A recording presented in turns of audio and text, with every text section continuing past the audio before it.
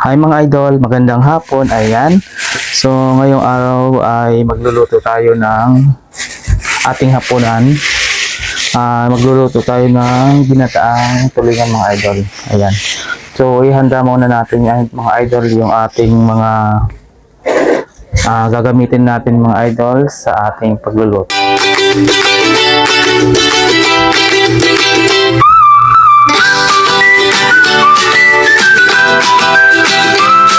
Ayan. So ano muna kami mga idol. Ako ay prepare muna ng mga ingredients na ating gagamitin mga idol. Ayan. So pagpasensyahan niyo mga idol at wala tayong videographer mga idol. Ayan. So tayo ay sariling ano lang. Ayan. So meron tayong mga idol sibuyas na gagamitin. Ayan. Kanina na malingki tayo mga idol ay grabe ng mahal na mga bilihin. Yung 300 natin na idol ay parang wala nang sukli sa sobrang mahal ng mga bilihin mga idol. Ayan, so may sibuyas tayo. May sibuyas tayong binili idol. Ayan.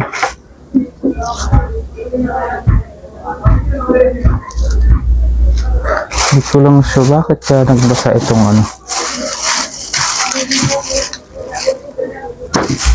Baka itong kamatis. Ayan. Mga ilang araw din tayo mga idol na hindi nakapag-upload ng ating video. Ayan.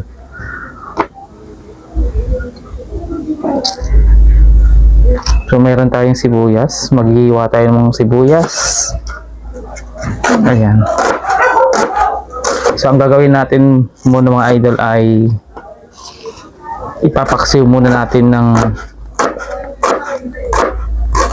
lulutuin muna natin ng paksiw yung ating tulingan, then sabay natin gagataan mga idol yung ating tulingan. Meron tayong ayan, bawang. So maglalagay tayo ng bawang. Ayan.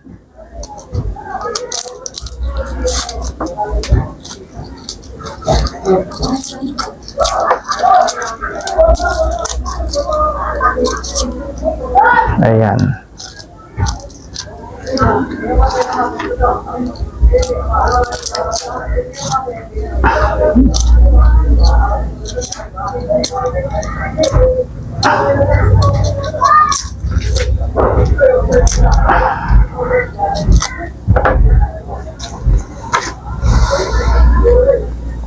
Yan. Iiwa tayo ng bawang.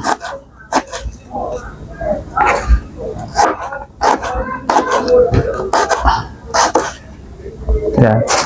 So mayroon din pala tayong luya mga idol. Lalagyan natin ng luya kasi pampaalis ng lansa. Kailangan talaga na mayroong, kapag nagagata mga idol, ang tamang secret dyan, kapag nagagata ka ng isda, dapat mayroong luya para mawala yung lansa ng isda. Okay? Ayan, laki.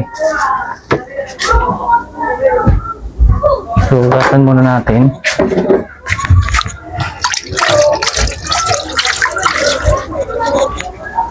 Ayan po idol.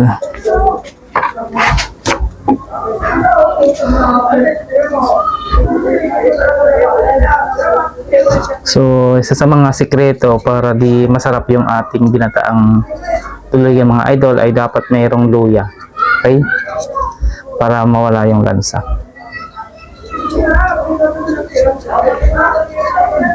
Ayan.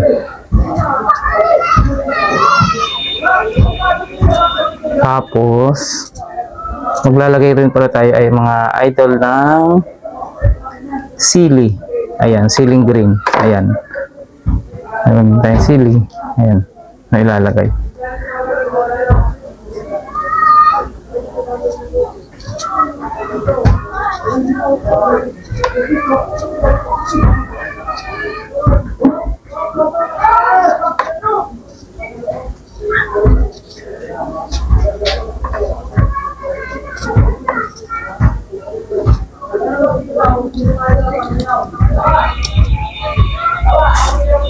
Ayan.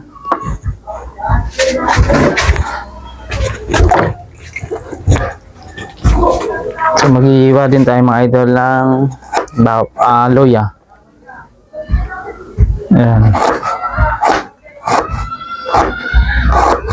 Yung paghiwa ng luya mga idol ay depende kung minsan yung iba gusto maliliit, yung iba naman malalaki. Pwede rin maliliit ay mga idol para lasang-lasa mo yung luya. Ayan, so hiwaan lang natin ito ng medyo maliliit para lasa mo talaga yung luya.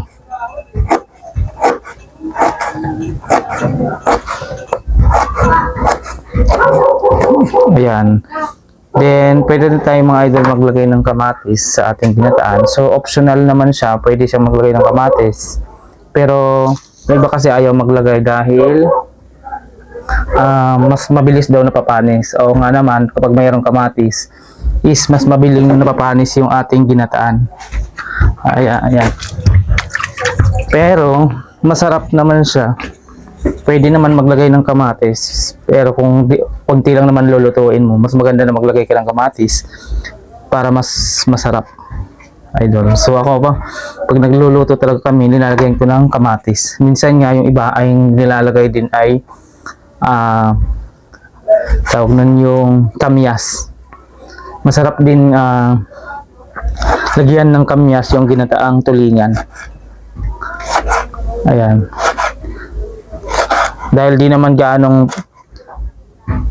madami yung ating lulutuin, maglalagay tayo ng kamatis mga idol sa ating ginataan. Okay.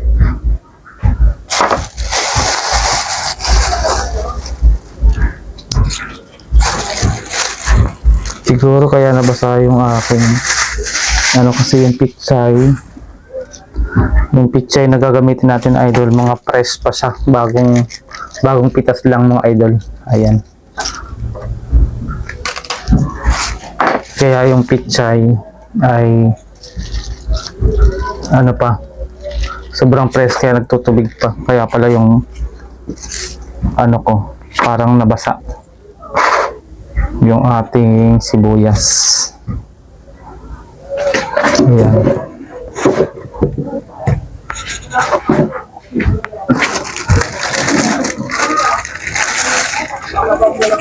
So eto mga idol, nabili tayo ng mga sangkap. Ayan, tigko-konti yung ating nabili. Ayan, mga sibuyas, may sobra pa naman. Ayan, itatago na natin para sa susunod na pagluto natin, may magagamit pa tayo mga idol. Ayan.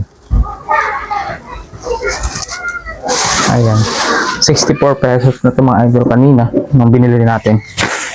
Pero may sobra pa naman na konti. Ayan. So,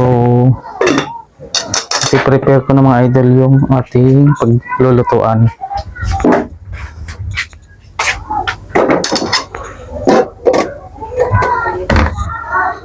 Kanina pala mga idol ay aking nagluto ng mayroon pa akong tirang ampalaya mga idol. Nagluto tayo kanina tanghali. Ayan, may tira pa tayo. So, ano na natin ito mga idol, ita-transfer dahil huhugasan na natin. Maghuhugas muna ako ng kawali. Ayan. So ang sarap na ito sarap na itong ating niluto kanina, ampalaya with egg and hotdog. Yan. So hugasan muna natin yung ating kawali. Ayan. Maghuhugas muna ako.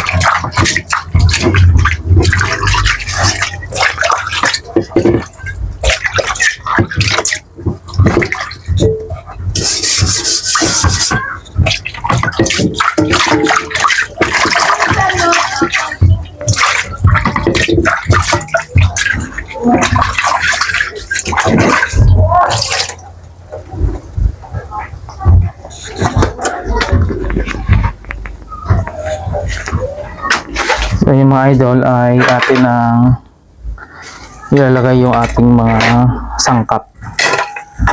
So ilalagay na natin mga idol yung ating sangkap. Ayan, maglalagay na ako ng sibuyas. Ayan, so ilalagay natin sa ilalim yung ating mga sangkap para mas malasa. Yung iba kasi inuuna yung isda, tapos sa ibabaw yung mga sangkap. So hindi siya ganong So kailangan dito lang siya sa yun yung pang iilalim natin mga idol. So hugasan na rin natin yung mga isda. Maglilinis muna ako mga idol. Ayan. Mas medyo madumi. Ako yung maglilinis muna. Ayan.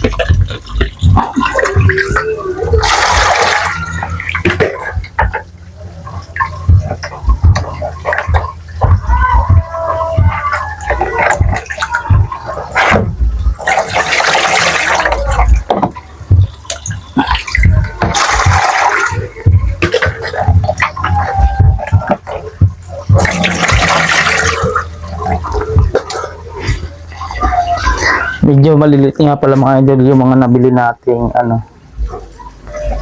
nabiling isda kanina kasi walang available na ibang mga isda. Maliliit lang talaga mga idol. Ayan. So saktong pang isang ulam lang talaga yung aking binili. Kasi nga sayang naman kung mapanisan. Ayan. So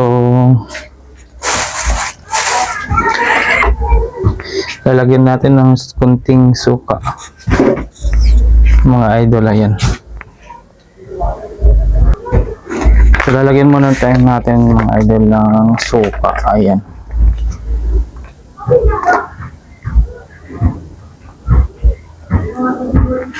kunting suka lang para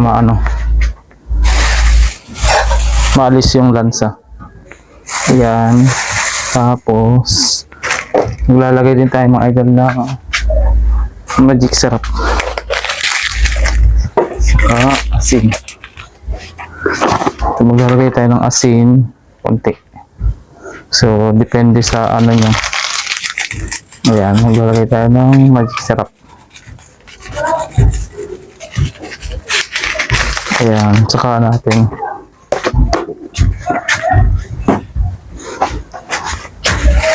so iluluto natin mga idol. Ayan,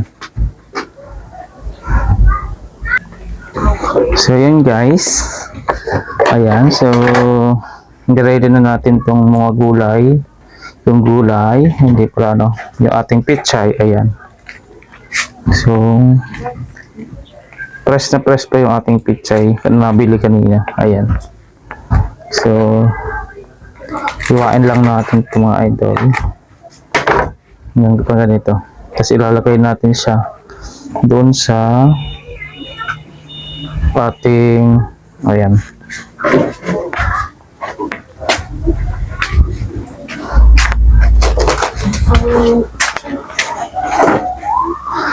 So yung mga idol, napaksiw na natin yung ating isda, then ilalagay na natin yung gata. So yung gata pala mga idol ay konti lang yung ating gata. Ayan, konti lang tong ginamit natin kasi konti lang naman yung ating gagataan. Ayan,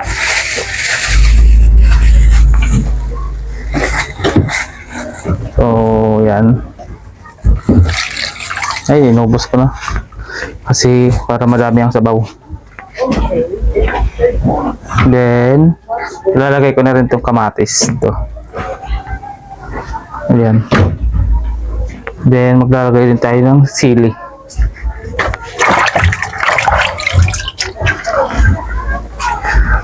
Ayan. So, di na natin ito ubusin kasi ang mahal din ng sili, 5 piso, isa, 3 piraso. So, maglalagay tayo ng magic syrup. Unti kasi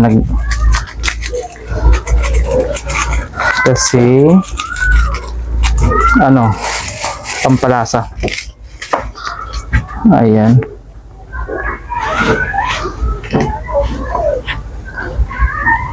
So, papakuluin na natin mga idol. So, yan mga idol. Pinapakuluan na natin yung ating gata. Ayan. So, yung iba, tinatakpan yung gata. Ito sa atin, ang teknik nito para di malusaw yung gata ay hindi na natin lalagyan ng takip para di malusaw. Yan yung teknik para masarap yung gata. Ayan. Yung mga Bicolano, mga taga Bicol, mga idol, ganyan magluto ng gata. Hindi nila tinatakpan yan. Lalo kung sapat naman yung gata. Ayan.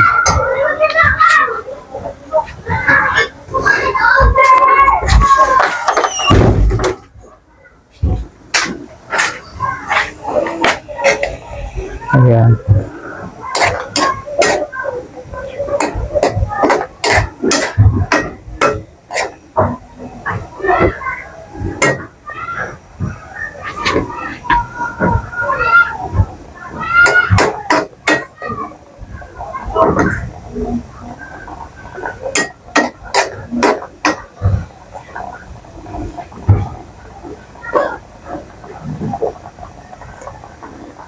So, tikman na natin mga idol.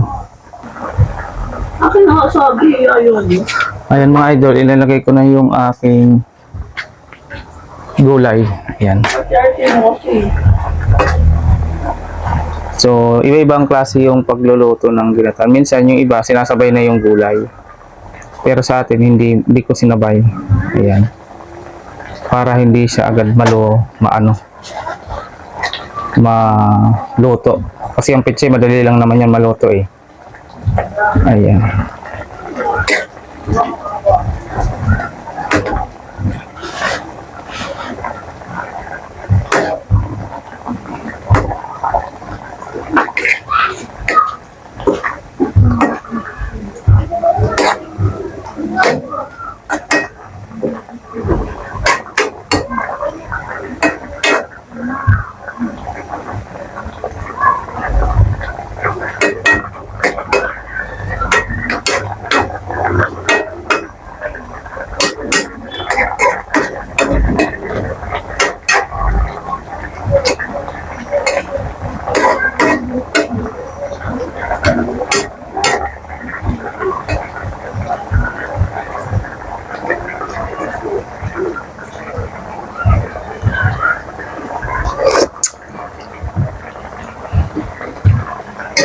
Ayan mga idol. Ayan, luto na yung ating ginataang tulingan mga idol. Ayan, saglit lang naman maluto na yun. So, yun lang mga idol, kung paano magluto ng ginataang tulingan.